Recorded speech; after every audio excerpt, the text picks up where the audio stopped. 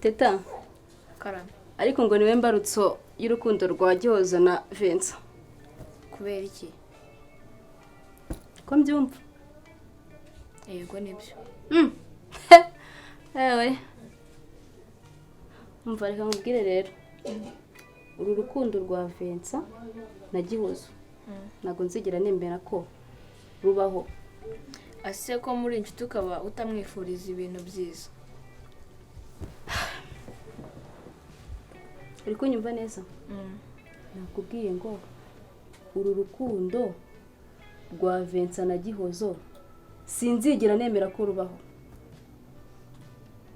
kubera iki ubundi uri kubimbwira Buriya rero nta kintu kiza bifuriza. Ahubwo nuko ntasanze Gihozo. Naje ari byo binzanye. Nta kintu kiza bifuriza. Ndabona musigayemo hano mu nzu nziza. Imisego reka nizere ko murara ku gitanda ariko mutakirara hasi. yego nibyo Shani byiza. Gusa ariko nyine ibi byose ntacyo bivuze. Ntacyo bivuze. Buriya rero uriya mugabo nubwo yakoze ibi bintu byose gusa ko buriya afite umugore n'abana. Afite umugore n'abana. Ibi byose akora ntacyo bisobanuye.